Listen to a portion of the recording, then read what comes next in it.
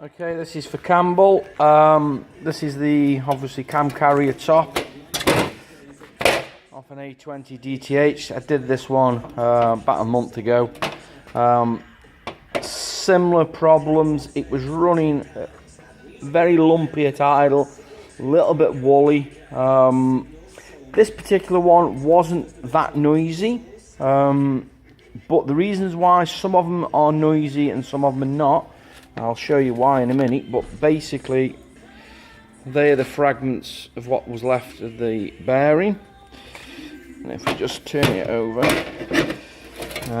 obviously, if we look at the cams now, if I spin them gears, okay, not too bad. Now, because the bearings failed, the bearing also has a function of controlling end float on the shaft. So when the bearing fails, you can see that the shaft, now what happens is, if through movement, obviously these are helical square cut gears, well not helical, straight cut gears, sorry, these straight cut, so there's no actual load on that gear.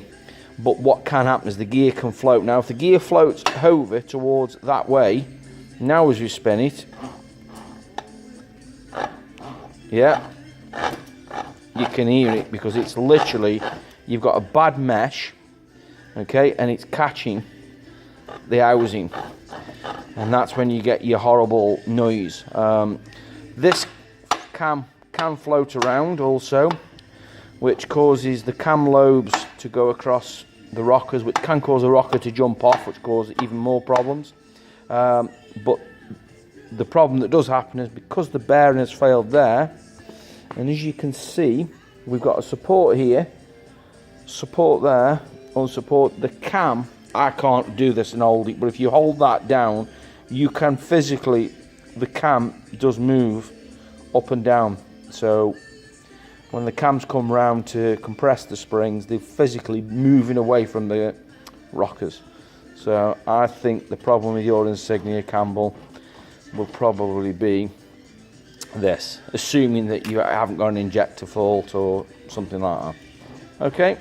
Also, I've also witnessed what happens is when these fragments break up, they can get the fail and they can get jammed between the gears, which cause the gears to obviously jam slightly, and it'll do two things. It'll either jump the cam belt end, but what can also happen is these gears are not keyed on. The gears can spin on the ends of the cam, which put the cam out of time, obviously. The normal faults with that tend to be airflow faults. Keeps flagging about airflow range performance because the cam's out. But anyway, there you go.